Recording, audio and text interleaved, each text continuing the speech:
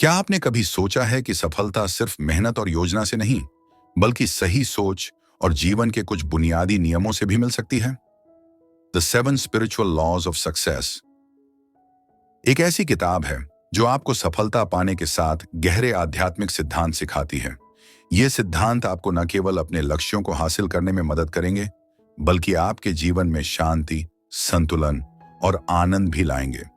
तो चलिए जानते हैं इन 7 शक्तिशाली नियमों को और बदलते हैं अपनी सोच और अपनी जिंदगी।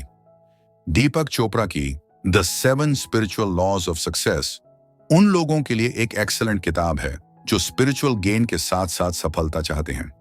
एफर्टलेस पावर और सरलता के साथ the 7 spiritual laws of success contemporary self help लेखन का एक सुप्रीम एग्जाम्पल है। हो सकता है कि सफलता और समृद्धि पर जोर देना कुछ लोगों को ज्यादा स्पिरिचुअल न लगे, लेकिन यह इस किताब का सार है। आज जिस बुक की समरी से हम सीखेंगे वह है 7 आध्यात्मिक कानूनों की सफलता, जिसको दीपक चोपड़ा ने लिखा है। दीपक चोपड़ा पूर्वी और पश्चिमी दुनिया में जीवन को जीने, स्वास्थ्य और चिकित्सा क्षेत्र के बहुत ही जाने माने वकील हैं। इन्होंने 80 के आसपास किताबें लिखी हैं और उनमें से बहुत सी किताबें बेस्ट सेलर बन गई। 7 आध्यात्मिक कानूनों की सफलता अभी तक उनकी सबसे लोकप्रिय पुस्तक रही है। उनकी किताबें 25 भाषाओं से ज्यादा में अनुवाद हो चुकी हैं और वो north America, south America, India, Europe, Japan और ऑस्ट्रेलिया में सभी जगहों पर अपने लेक्चर्स देते हैं। एक सहज, एफर्टलेस, शक्ति और सरलता, सिंप्लिसिटी के साथ 7 स्पिरिचुअल लॉ वर्तमान समय की सेल्फ हेल्प राइटिंग का सर्वोच्च उदाहरण है।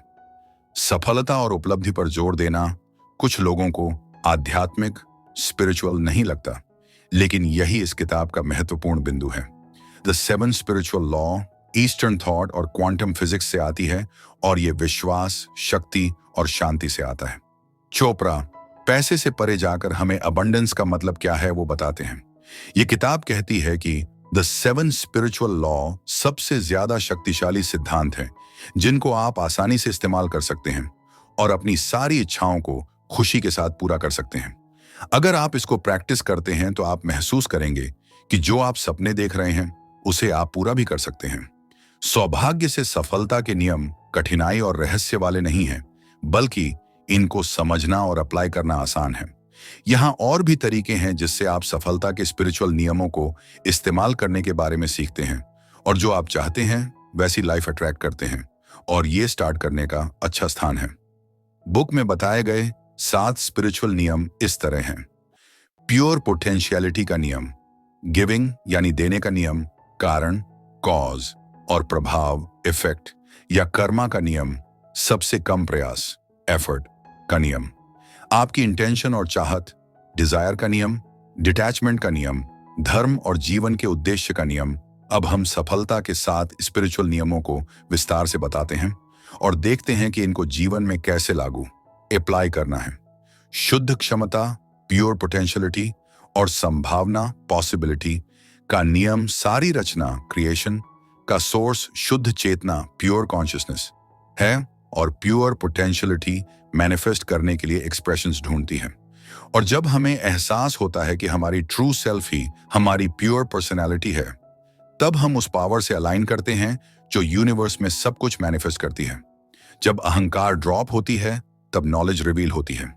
चोपड़ा कार्लोस कास्तेनांदा के कमेंट को रेफर करते हैं, जिससे अगर आप खुद की अहमियत को बनाते रखते हैं तो हम यूनिवर्स को शान से देखना शुरू कर देंगे। हम पहले प्योर पोटेंशियलिटी की स्टेट तक ध्यान और मौन के माध्यम से पहुंच सकते हैं, लेकिन हमें जजमेंट को छोड़ना होगा और प्रकृति को सराहना होगा। जब आपको फील्ड पता लग जाएगी तो आप इससे पीछे हट सकते हो और स्थितियां, भावनाएं, लोग और चीजों से स्वतंत्र हो सकते हो। सारी वेल्थ और क्रिएटिविटी इस फील्ड से बाहर निकल जाती है। क्या कभी आप नेचर में अकेले रहे हैं या डीप साइलेंस जैसे एक पल का एक्सपीरियंस किया है? अगर ऐसा है तो आपको यूनिवर्स के साथ शांति और कनेक्टेड की भावना महसूस हो सकती है। यह इस तरीके का शांतिपूर्ण, पीसफुल क्षण होता है जिसमें आप खुद का ट्रू सेल्फ ढूंढ सकते हैं और अपनी क्षमता को समझकर अपनी इच्छाओं को पूरा कर सकते हैं। जब आप खुद को अपने पर्यावरण और लोगों से कनेक्टेड फील करते हैं, तब आप महसूस करते हैं कि आप अलग एंटिटी नहीं हैं जो दुनिया के बाकी हिस्सों से कट ऑफ है। आप ये सेंस कर सकते हैं कि वर्ल्ड एनर्जी से भरा हुआ है, जिसने हर किसी को और हर प्लैनेट को जोड़कर रखा हुआ है। लेकिन सिर्फ प्लैनेट ही नहीं, ये एनर्जी पूरे ब्रह्मांड की अनलिमिटेड पावर का सोर्स है। जब आप इस कनेक्ट को फील करते हैं और आपको एहसास होता है कि आप एक सिर्फ इंसान नहीं हैं, बल्कि कॉम्प्लेक्स नेचर का अहम हिस्सा है, तो आपको पता लग सकता है कि आपके ट्रू सेल्फ की कोई लिमिटेशन नहीं है। अपने अंदर सही शक्ति को फीड करने से आप कुछ भी हासिल कर सकते हैं जो आप चाहते हैं, चाहे वो वेल्थ हो या सक्सेस या स्पिरिचुअल डेवलपमेंट। लेकिन खुद से कनेक्ट होने के लिए आपको खुद की अहंकार को खत्म करना होगा। जब आपकी ईगो हाई होती है तो आपका खुद से कनेक्शन खत्म हो जाता है, और यही पोटेंशियल एनर्जी का एंड है। सौभाग्य से साइलेंट मेडिटेशन करने से आप कभी भी खुद से रिकनेक्ट हो सकते हैं। इसको करने के लिए अपनी ध्यान मेडिटेशन पर शांति से ध्यान केंद्रित करें और बिना निर्णय जजमेंट के अपने विचारों को ऑब्जर्व करना है। धीरे धीरे आप शांतिपूर्ण हो जाएंगे और आपका दिमाग और शरीर शांत होंगे, तो इससे आपकी अहंकार भी खत्म हो जाएगी और आप खुद को रिकनेक्ट के लिए अलाउ करेंगे। प्योर पोटेंशियलिटी के नियम को कैसे लागू करें? इस लॉ में लेखक आपको कुछ समय के लिए साइलेंट रहने के लिए बोल रहा है। जैसे आपको कुछ समय खुद को देना चाहिए, जैसे सुबह में 30 मिनट के लिए अकेले चुपचाप बैठना होगा और शाम में भी 30 मिनट प्रकृति को देखना होगा, हर जीवित चीज की इंटेलिजेंस को देखना होगा। आपको नेचर को फील करना होगा और सनसेट होते हुए देखना चाहिए। बाहर निकलकर ओशन देखना चाहिए, फूलों की महक को सूंघना चाहिए, घास की ताजगी को फील करना चाहिए, खुद को नेचर से कनेक्ट करना चाहिए। और हर सुबह आपको ये करना चाहिए। अपने दिनों को इस बात से शुरू करना चाहिए कि मैं आज कुछ भी जज नहीं करूंगा। देने गिव का नियम, कभी आपने ये नोटिस किया है कि जितना आप देते हैं उतना आपको रिसीव होता है? ऑथर कहते हैं कि ऐसा होता है क्योंकि हमारा माइंड और हमारी बॉडी लगातार देने के मोड में रहती है और यूनिवर्स से रिसीव करती है। क्रिएट करने के लिए, लव के लिए, ग्रो के लिए और इस फ्लो को बनाए रखने के लिए देना बंद नहीं करना और फ्लो में रखना। जैसे ब्लड फ्लो होता रहता है, जितना हम देते हैं उतना ही हम यूनिवर्स की एनर्जी सर्कुलेशन में शामिल होते हैं और उतना ही हमको प्यार, भौतिक चीजें, एडवांस प्रॉफिट एक्सपीरियंस की फॉर्म में वापस भी मिलता है। पैसा पूरी दुनिया में घूमती है, लेकिन जितनी आप देते हैं उतनी ही आपको रिसीव होती है। अगर आप दे रहे हैं तो खुशी से देना चाहिए। अगर आप ब्लेस्ड होना चाहते हैं तो आप साइलेंटली अपने सकारात्मक विचारों से लोगों को आशीर्वाद दें। अगर आपके पास पैसा नहीं है तो आप सर्विस प्रदान करें। हम देने में कभी भी सीमित नहीं हो सकते, क्योंकि इंसान का सच्चा स्वभाव ही अबंडेंस है। नेचर हमें सिर्फ जो चीज प्रोवाइड करता है जिसकी हमें जरूरत है, और प्योर पोटेंशियल की स्टेट हमें इंटेलिजेंस और ज्यादा प्रोड्यूस करने की क्रिएटिविटी प्रोवाइड करती है। जैसे अगर आपके पास ज्यादा बड़ा सेविंग अकाउंट है तो आपको अपने साथी से बराबर तारीफ वापस मिलती है। लेकिन सेविंग करने के बजाय सफलता का बेहतर तरीका है आप पैसे का प्रवाह दुनिया में करते रहें। पैसे को होल्ड करने से यूनिवर्स में पैसे का फ्लो डिस्टर्ब होता है और देने और लेने का फ्लो भी खराब होता है। वास्तव में लैटिन रूट में करेंसी शब्द का मतलब होता है सर्कुलेट और फ्लो। इससे यह पता चलता है कि एंशिएंट ग्रीक और रोमन सभ्यता ने यह बात समझी थी कि पैसा सोसाइटी और लोगों के बढ़ने के लिए फ्लो होना चाहिए। यही कारण है कि सेविंग से ज्यादा लाभदायक निवेश इन्वेस्टमेंट्स होती है। उदाहरण के लिए, आप अपने जीवन में मिनिमम वेज अर्न करते हैं और उसमें से ज्यादातर पेचेक आप बैंक में डालते हैं। तब भी आपके खाते का बैलेंस बढ़ेगा, लेकिन आप अमीर नहीं होंगे। लेकिन आप अपनी शिक्षा में लगातार निवेश जारी रखते हैं और सही क्लासेस लेते हैं तो आप कम से कम अपने बिजनेस के सीईओ बन सकते हैं। अगर आप शिक्षा में बुद्धिमानी से निवेश करते हैं तो उससे ज्यादा आपके पास वापस आता है, जो लाइफ टाइम सेविंग से ज्यादा रकम अमाउंटन होता है। ये गिविंग और रिसीविंग का नियम सिर्फ पैसे पर अप्लाई नहीं होता, जबकि ये लव, फ्रेंडशिप, सपोर्ट और उन सभी चीजों पर अप्लाई होता है जो हम सोशली एक्सचेंज करते हैं। अगर आप ये सोशल करेंसी दूसरे को देने के लिए इस्तेमाल करते हैं तो आपको इनाम मिलेगा। जितना प्यार लोग एक सोसाइटी में देते हैं उतना ही प्यार दूसरे के साथ शेयर कर पाते हैं और लगातार ग्रो होते हैं। लेकिन सामान्य तौर पर यह तब काम करता है जब सब देने और रिसीव करने के लिए प्रिपेयर होते हैं। उदाहरण के लिए, ज्यादातर लोग ऐसे पार्टनर चाहते हैं जो उन्हें प्यार करे और उनकी देखभाल करें, लेकिन बहुत उनमें से ये भूल जाते हैं कि रिश्ते में प्यार देना और केयर करना भी जरूरी है। अगर हर कोई सिर्फ प्यार लेने में फोकस करता है और देने में विश्वास नहीं कर रहा है, तो हम सब अकेले रह जाएंगे और दुखी रहेंगे। देने गिविंग के नियम को कैसे लागू कर सकते हैं? बस अपने आप से वादा करें कि आज जब मैं बाहर जाऊंगा, मैं निश्चित रूप से किसी ऐसे इंसान को कुछ दूंगा जिससे मैं मिलने जा रहा हूं। मैं उन्हें खुशी दूंगा, प्यार दूंगा। मैं अपनी जिंदगी में खुशियों को बढ़ाऊंगा और दूसरों की भी खुशियों को बढ़ाऊंगा। आपको खुद से यह भी वादा करना चाहिए कि जब आप बाहर जाएंगे तब मैं नेचर से गिफ्ट भी रिसीव करूंगा। मैं फ्रेश एयर फील करूंगा। मैं सनसेट होते हुए देखूंगा, बर्ड्स को सुनूंगा और उनके साथ गाऊंगा। और जो दूसरे लोग मुझे देखकर स्माइल करते हैं, उनको मैं स्माइल दूंगा। मैं नेचर से गिफ्ट रिसीव करूंगा। जो उपहार आपको मिलेगा, चाहे वो भौतिकवादी या प्रकृति से संबंधित हो या चाहे कॉम्प्लीमेंट हो, उन सारे उपहारों को स्वीकार करना चाहिए।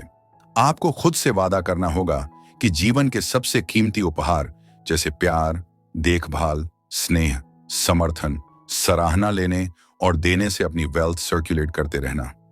जब भी मैं किसी से मिलूंगा तो चुपचाप उनकी जिंदगी में हैप्पीनेस और खुशी के लिए प्रार्थना करूंगा।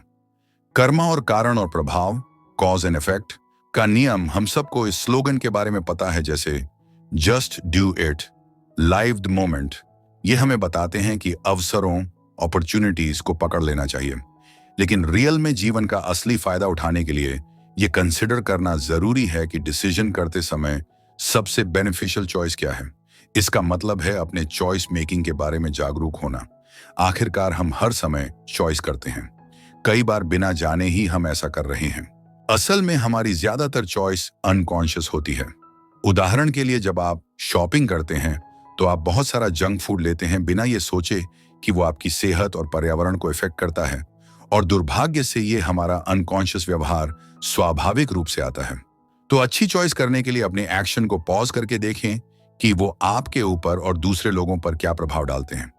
आप अपना जंक फूड खरीदने की आदत को कैसे टाल सकते हैं? इसके लिए पहले अपना बजट देखें और तब उन उत्पादों को चुनें जो आपकी सेहत के लिए फायदेमंद हैं और प्रोडक्शन प्रोसेस के समय दूसरे लोगों, जानवरों और पर्यावरण को कम से कम नुकसान करेगा। अपनी जिंदगी में हर दिन अच्छी चॉइस करने के लिए आपको अपने एक्शन चुनने होंगे जो दूसरों के लिए खुशी और गुडविल लाएंगे। और कुछ मामलों में चॉइस बहुत ऑब्वियस लग सकती है। दूसरे केसेस में कुछ चॉइसेस टफ हो सकती है। अगर आपकी कोई इंसल्ट करता है तो आपके पास दो चॉइसेस हैं। पहला, आप उसके व्यवहार से हर्ट हो सकते हैं और बदला ले सकते हैं, या दूसरा, आप इस बात को मना कर सकते हैं कि आप प्रभावित हुए हैं। दूसरा ऑप्शन चुनने से आप अपने इमोशन को काबू में करते हैं और दूसरे के साथ वैसे ही व्यवहार करते हैं जैसा आप चाहते हैं। कर्मा के सिद्धांत को लागू करें या कारण और प्रभाव, कॉज एंड इफेक्ट को कैसे लागू कर सकते हैं? जब भी चूज करना हो तब खुद से दो सवाल पूछने चाहिए। पहला, कि उस चॉइस के परिणाम क्या होंगे, और दूसरा, क्या ये चॉइस मेरे लिए और जो इस चॉइस से प्रभावित होंगे दोनों के लिए खुशी लाएगी? ये गाइडेंस आपको अपने लिए और दूसरों के लिए सही चूज करने के लायक बनाएगी। लेखक का कहना है कि हर एक्शन एनर्जी का सोर्स है जो हमारी जिंदगी के किसी भी पल में हमें वापस मिल सकती है। जैसा आप कहते हैं, जैसा करोगे वैसा मिलेगा। उदाहरण के लिए, अगर आप कुछ गलत करते हैं तो कर्मा आपको इफेक्ट करेगा। अगर अच्छा व्यवहार करते हैं या किसी की मदद करते हैं तो कर्मा भी आपके साथ अच्छा करेगा। अगर हम किसी को फ्रूट्स देते हैं या खुशी देते हैं तो हमें वापस भी मिलेगा। इसलिए जो भी फैसला और चॉइस आप करते हैं उसको हमेशा समझने के बाद लो। हमेशा कुछ भी करने से पहले खुद से पूछे कि क्या ये आपके लिए अच्छा होगा या आपके आसपास के लोगों के लिए अच्छा होगा। क्या मेरा एक्शन दूसरे को आराम देगा या अनकंफर्टेबल कर देगा? इसलिए हमेशा अपने एक्शन और फैसले लेते वक्त ध्यान रखना चाहिए कि इससे सिर्फ आपकी और आपके लव्ड वंस के जीवन में खुशी लाएगी या नहीं, बल्कि ये भी ध्यान रखना चाहिए कि आपके फैसले और चॉइस से कोई भी प्रभावित ना हो, क्योंकि कर्मा वापस आता है। सबसे कम प्रयासों का नियम, लोग उन परिस्थितियों के बारे में चिंता करने में अपना ज्यादा समय खर्च कर देते हैं जिसमें वो खुद है। उदाहरण के लिए, एक इंसान बिना पार्टनर के इरिटेट हो सकता है, लेकिन जब वो एक रिलेशनशिप में आता है तब नई परेशानियां उठती हैं। क्या ये रिश्ता उसकी आजादी को सीमित कर रहा है? क्या वो सच में प्यार में है? शुक्र है कि इरिटेशन का सॉल्यूशन है। आप अपनी वर्तमान स्थिति को सरल तरीके से स्वीकार कर सकते हैं। उदाहरण के लिए, आप एक ऐसे रूममेट के साथ हो जो बहुत डिफिकल्ट है। वो कभी सफाई नहीं करता और जब भी जगह गंदी होती है तो आपसे गुस्सा होता है। ये बहुत ट्रिकी सिचुएशन है। एक तो आप रूम चेंज करने का सोच सकते हैं, लेकिन ऐसा करने में समय और पैसा लगेगा। तो इस मुद्दे को हल करने का सबसे बेस्ट सॉल्यूशन क्या है? जवाब है, कभी भी प्रॉब्लम के साथ फाइट नहीं करना, इसके बजाय इसको फेस करना और एक्सेप्ट करना। हमेशा एक डिफिकल्ट लेसन से आप जरूर कुछ सीखते हैं, और जो लोग जीवन को कठिन बनाते हैं वो आपको कुछ सिखाते हैं। इस केस में लेसन ये हो सकता है कि आप खुद के लिए खड़े हो, और ये सीखना कि दूसरे के एक्शन से कैसे कम अफेक्ट होना है। सिर्फ सिचुएशन को स्वीकार करने से ही आप सीख भी सकते हैं और ग्रो भी हो सकते हैं। आप इस एक्सेप्टेंस को आगे तक ले जा सकते हैं और डिफेंसलेसनेस को अभ्यास करके ऊर्जा को सेव करके रख सकते हैं। इसका मतलब है उन ख्वाहिशों और जरूरतों से छुटकारा पाना जहां आप दूसरे को यह विश्वास दिलाते हैं कि आप सही हो और वो गलत। डिफेंसलेसनेस का मतलब है जिसमें दोनों पार्टीज को अपने विचारों को साझा करना, बिना किसी तर्क के और बिना ये सोचे कि उनकी भावनाओं को कोई जज करेगा। यहां लेखक का कहना है कि नेचर के इंटेलिजेंस फंक्शंस एफर्टलेस काम करता है। ये प्यार, स्नेह, निश्चिंतता के साथ काम करता है, और जब हम प्रेम, स्नेह और आनंद के साथ पूरे बल के साथ काम करते हैं तब हम सफलता और सौभाग्य को एफर्टलेस पा सकते हैं। कम एफर्ट्स को कैसे लागू कर सकते हैं? यहां लेखक कहते हैं कि आपको स्वीकृति को अभ्यास करना चाहिए। मतलब आपको लोगों की स्थिति, परिस्थितियों और घटनाओं को स्वीकार करना चाहिए जैसे वो हैं, क्योंकि सब कुछ जाने के बाद मैं समझ जाऊंगा कि इस पल में हम जैसे हैं हमें वैसा ही होना चाहिए, क्योंकि पूरा यूनिवर्स ऐसा ही है और इसको ऐसा ही होना चाहिए। इसीलिए मैं करंट मोमेंट में स्ट्रगल नहीं करूंगा, मैं इस पल को ऐसे ही स्वीकार करूंगा और पूरी तरह से स्वीकार करूंगा। लेखक का कहना है कि स्थिति को स्वीकार करके उनकी जिम्मेदारी भी लेनी चाहिए, और यहां जिम्मेदारी का मतलब दूसरे पर दोष लगाना नहीं है। आपको समझाना होगा कि हर समस्या में छुपे हुए अवसर भी होती है जिसे आपको स्वीकार करना होगा, और हमें उसको अच्छा और बेहतर बनाने के लिए बदलाव करना होगा। इरादे और इच्छाओं का नियम, ये नियम सबसे ज्यादा कॉम्प्लेक्स है और सबसे ज्यादा पावरफुल, अट्रैक्टिव और मिस्टीरियस भी है। लेखक बताते हैं कि पेड़ का एक ही सिंगल पर्पस है, रूट्स को बिछाना, ग्रो करना, फोटोसिंथेसिस करना। ह्यूमन नर्वस सिस्टम की इंटेलिजेंस भी वास्तव में माइंड को शेप करती है और नेचर के लॉ डिजायर्स को अचीव करने में मदद करता है। ये अटेंशन और इरादे इंटेंशन के प्रोसेस के जरिए होता है। आप अपनी सोच में पॉजिटिव इंटेंशंस को मिला के अपनी क्वालिटी ऑफ लाइफ में सुधार कर सकते हैं। जब आपके विचार में सकारात्मकता आती है तो वो संभावित ऊर्जा, अनिश्चितता, अनसर्टेनिटी का हिस्सा है जो यूनिवर्स को रूल करता है। तो इस फील्ड में किसी इंटेंशन या विचार को इंट्रोड्यूस करने से आप अपने आसपास के यूनिवर्स को प्रभावित करते हैं। मान लो आप एक खूबसूरत घर चाहते हैं, लेकिन हर बार इसके बारे में आप नकारात्मक सोचते हैं। आपके इमोशंस आपके मौजूदा घर की नापसंद से भरे हैं और आप यही सोचते हैं आपके पास कभी भी एक नए घर के लिए पर्याप्त राशि नहीं होगी। जब आप ये करते हैं तब आप यूनिवर्स को नेगेटिव एनर्जी देते हैं, और स्वाभाविक रूप से इसका परिणाम यह है कि यूनिवर्स आपको कभी सकारात्मक ऊर्जा नहीं देगा। इसलिए इसके बजाय जो घर आपके पास है उसे स्वीकार करना और उसके लिए हमेशा आभारी होना चाहिए, और बदलाव को विजुअलाइज करना कि आपका लिविंग स्थिति बेहतर हो सकता है। यूनिवर्स आपके सकारात्मक विचारों को पिक करेगी और उनको हकीकत में बदल कर देगी। उन इच्छाओं को हकीकत में बदलने के लिए आपको पूरी अटेंशन देनी होगी। उदाहरण के लिए, आप अपनी नौकरी से संतुष्ट नहीं हो तो आपको इसके बारे में नकारात्मक विचार आएंगे और आपको अच्छा भी महसूस नहीं होगा। आपको अपनी अटेंशन पर हर दिन लगातार ध्यान देना होगा और उन नकारात्मक पैटर्न्स को सकारात्मक पैटर्न से बदलना होगा। इरादे और इच्छाओं के नियम को कैसे लागू करें? हमको अपनी इस ख्वाहिशों की लिस्ट को क्रिएटर के ऊपर छोड़ देना चाहिए, ये भरोसा करते हुए कि जब चीजें हमारे हिसाब से नहीं होती तो इसके पीछे कोई वजह है जो यूनिवर्स ने मेरे लिए बनाए हैं, जो मेरी विश से भी ज्यादा बड़े हैं। यहां लेखक कहते हैं कि हर इंटेंशन में गहराई से शामिल होना चाहिए और डिजायर उसको पूरा करने का मैकेनिक्स है। लेखक का कहना है कि आपको अपनी इच्छाओं की एक सूची बनानी होगी जिसे आपको हर समय देखना चाहिए। जब जब अपनी साइलेंट थेरेपी पर हो उससे पहले देखनी चाहिए, सोने से पहले और उठने के बाद भी देखनी है। लेकिन चीजें आपके रास्ते में टर्न अप नहीं हो रही हैं तो आपको डिप्रेस्ड फील नहीं करना है। हो सकता है आपकी चीजें न होने का कारण हो सकता है आपको हमेशा अपनी चीजों पर भरोसा करना होगा और विश्वास करना होगा, अपना वर्तमान मोमेंट को स्वीकार करना होगा और अच्छी इंटेंशंस और इच्छा के साथ भविष्य के लिए काम करना चाहिए। डिटैचमेंट का नियम, वैसे आपके पास इंटेंशन हो सकती है, आपको उसके क्लियर होने से पहले उससे अपनी अटैचमेंट को खत्म करना चाहिए। हमारा एक पॉइंट पर फोकस हो सकता है, लेकिन अगर एक स्पेसिफिक रिजल्ट से अटैच हो गए हैं तो वो चीज पूरा ना होने की संभावना पर डर और असुरक्षा का कारण हो सकता है। लेखक का मानना है कि डिटैचमेंट की वजह से ही कोई भी इंसान खुश हो सकता है। फिर आप वेल्थ के सिंबल को तुरंत और एफर्टलेस क्रिएट करते हैं। डिटैचमेंट के बिना हम आशाहीन, असहाय, सामाजिक जरूरतें, महत्वहीन चीजों के अवसाद, डिप्रेशन और गंभीरता के बंदी बन जाते हैं। हर मीडियोकर की जिंदगी में गरीबी और कॉन्शियसनेस एग्जिस्ट करती है। हमको लगता है कि हमको बिना डिटैचमेंट के समस्या का समाधान निकालना चाहिए। डिटैचमेंट के साथ हम परफेक्ट सॉल्यूशन को फ्रीली देख सकते हैं और तभी हम मेस और केओस चीजों से बाहर आते हैं। ये तभी होता है जब आप खुद को अपनी इच्छा से अलग करते हैं और एनर्जी की फील्ड से कनेक्ट होते हैं, और यही यूनिवर्स का सही नेचर है, जो अकेले इसमें हमारी डिजायर को रियलिटी में पूरा करने की पावर है। लेखक आपको डिटैचमेंट से कमिटेड होने के लिए बोल रहे हैं।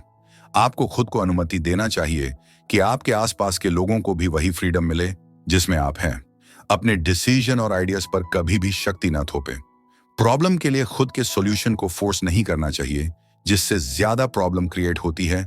आपको खुद से यह कमिट करना चाहिए कि हाँ, आप हर चीज में पार्टिसिपेट करेंगे, लेकिन डिटैच्ड इन्वॉल्वमेंट के साथ ही करेंगे।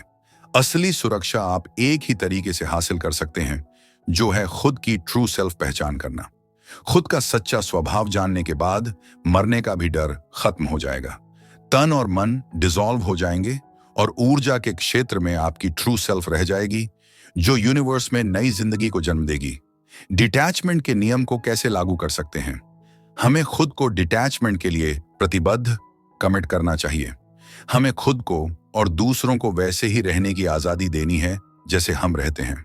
हमें अपने आइडियाज को कभी थोपना नहीं चाहिए, जैसी चीजें हैं वैसी रखनी चाहिए। हमें समाधान को समस्याओं पर नहीं थोपना चाहिए, क्योंकि उससे और भी समस्या पैदा होती है। हमें डिटैचमेंट के साथ सभी चीजों में पार्टिसिपेट करना चाहिए। जब हम सभी संभावना, पॉसिबिलिटी में कदम रखते हैं, तो हम सारा फन, एडवेंचर, मैजिक और जीवन की मिस्ट्री को एक्सपीरियंस करते हैं। धर्म का नियम, सभी इंसान शाइन करना चाहते हैं, लेकिन जैसे हर एक स्टार का नाइट स्काई में अपना सही जगह होता है, वैसे ही हर इंसान को धरती पर अपना सही जगह ढूंढना चाहिए। इस चीज को करने से और दूसरों को उनकी सही जगह खोजने में मदद करने से लोग विकसित होंगे और उनकी जिंदगी में मकसद, पर्पस होगा। तो ये ना पूछे कि यूनिवर्स आपके लिए क्या कर सकता है, लेकिन आप यूनिवर्स के लिए क्या कर सकते हैं, ये पूछे। मान लीजिए आपका हमेशा से आर्टिस्ट बनने का सपना था। वैसे ये एक बहुत अच्छा प्रोफेशन है और आप ऐसे स्पेशल तरह के टैलेंट को एडमायर करते हैं जो आर्ट क्रिएट करता है, लोगों को इंस्पायर करता है और उन्हें खुश करता है और इंटेलिजेंट बनाता है। लेकिन सच ये है कि सभी आर्टिस्टिकली टैलेंटेड नहीं होते, और अगर आपके साथ ऐसा है तो आप उदास या डिप्रेस हो सकते हैं, और ये फीलिंग भी आ सकती है कि आपने सोसाइटी के लिए कुछ भी योगदान, कंट्रीब्यूट नहीं किया है। लेकिन डिप्रेस नहीं होना। अपने सपनों को पकड़कर बैठने के बजाय खुद के साथ ईमानदार रहे और खुद के अंदर का सच ढूंढे जो दूसरे के लिए फायदा कर सकता है। जबकि शायद एक रचनात्मक, क्रिएटिव व्यक्ति अच्छा कलाकार और डिजाइनर बन जाएगा। एक दयालु व्यक्ति एक अच्छा डॉक्टर और नर्स हो सकता है। ये कभी ना समझें कि आपके जीवन का उद्देश्य पहचानने में आपको देर हो गई है, बल्कि खुद को यूनिवर्स के एंडलेस एनर्जी के सोर्स से जोड़ लें। अब आप ये सोच रहे होंगे कि क्या आपके प्रेजेंट जॉब आपको ह्यूमैनिटी और प्लैनेट के कल्याण में सही मायने में योगदान कर रही है? इसको पता लगाने का एक अच्छा तरीका है, जब आपको एक सही काम मिलता है, तब आपको उस काम को पूरा करने के लिए एंडलेस एनर्जी के सोर्स भी मिलते हैं। ये वो फीलिंग है जब आप यूनिवर्स के प्लान के साथ अलाइन होते हैं, जो आपकी हमेशा से ही डेस्टिनी थी। यूनिवर्स आपको सपोर्ट करना शुरू करता है और जिस एनर्जी की आपको जरूरत है वो प्रोवाइड करता है, जो ये एक्सप्लेन करता है कि कैसे लोग अपना काम लॉन्ग आवर्स तक बड़े आराम से और हैप्पीली कर सकते हैं, जहां दूसरे लोग कुछ घंटे ही काम करके थकान महसूस करते हैं। धर्म का नियम कैसे अप्लाई कर सकते हैं? यहां लेखक सभी से कहते हैं कि हर एक व्यक्ति के पास अपनी जिंदगी में अपना कुछ उद्देश्य होता है। उनके पास दूसरे लोगों को देने के लिए कुछ तरीके के गिफ्ट्स और टैलेंट होते हैं। और जब हम लोग इस यूनिक टैलेंट को सर्विस के साथ मिक्स करते हैं, जिसमें दूसरों को दया, मदद, समर्थन देना चाहिए, तो हम लोग भावनाओं को महसूस करते हैं, अनुभव करते हैं, और हमारी आत्मा खुशी महसूस करेगी और हमारी स्पिरिट विनर फील करेगी। और ये पूरे वर्ल्ड और यूनिवर्स में हर एक का अंतिम लक्ष्य है। निष्कर्ष, अगर आप ह्यूमन बॉडी के किसी भी सेल को देखेंगे तो आप इन सेल्स फंक्शनिंग में इन लॉज के एक्सप्रेशंस देखोगे। हर सेल, चाहे वो stomach cell, heart cell, brain cell, सभी का जन्म प्योर पोटेंशियल लॉ में ही होता है। डीएनए प्योर पोटेंशियलिटी का सटीक उदाहरण है, बल्कि ये प्योर पोटेंशियल का मटेरियल एक्सप्रेशन है। सभी सेल में अलग अलग रास्ते में वही डीएनए एग्जिस्ट करता है जो हर सेल की यूनिक रिक्वायरमेंट को पूरा करता है। हर सेल गिविंग लॉ के माध्यम से काम करता है। एक सेल तभी जिंदा और हेल्थी होता है जब वो बैलेंस और इक्विलिब्रियम की स्टेट में होता है। कर्मा का कानून हर सेल के थ्रू ब्यूटीफुल एग्जीक्यूट होता है, क्योंकि ये इंटेलिजेंस में बिल्ट होता है जो हर स्थिति का सबसे उपयुक्त और सही प्रतिक्रिया देता है। कम से कम प्रयास, एफर्ट का कानून भी शरीर में हर सेल के द्वारा एग्जीक्यूट होता है, जो काम को रेस्टफुल समय में भी कुशल बना देता है। इरादा और इच्छा के नियम के माध्यम से हर सेल की इंटेंशन प्रकृति की इंटेलिजेंस को व्यवस्थित, ऑर्गेनाइज करने में उपयोग करती है। हर सेल डिटैचमेंट का लॉ एक्सप्रेस करता है। ये आने वाले आउटकम की इंटेंशन से डिटैच रहता है। हर एक सेल धर्मा के लॉ को भी एक्सप्रेस करता है। हर सेल को अपना सोर्स और हायर सेल्फ डिस्कवर करना चाहिए, अपने साथियों को सर्व करना चाहिए और यूनिक टैलेंट को एक्सप्रेस करना चाहिए। हार्ट सेल, स्टमक सेल और इम्यून सेल, सभी के पास हायर सेल्फ में अपना खुद का सोर्स है, जो एक प्योर पोटेंशियलिटी की फील्ड है। अगर आपको यह वीडियो पसंद आया और आपने the 7 spiritual laws of success से कुछ नया सीखा, तो इसे लाइक और शेयर करना ना भूलें। द बुक टुक चैनल पर हम आपके लिए ऐसी ही और प्रेरणादायक किताबों की कहानियां और उनके रहस्य लेकर आते हैं। कमेंट में हमें बताएं कि इन 7 आध्यात्मिक नियमों में से आपका पसंदीदा नियम कौन सा है। चैनल को सब्सक्राइब करें और अगली वीडियो में फिर मिलते हैं एक नई किताब और नई प्रेरणा के साथ। याद रखें, सफलता आपके भीतर है, बस उसे पहचानने की जरूरत है। धन्यवाद।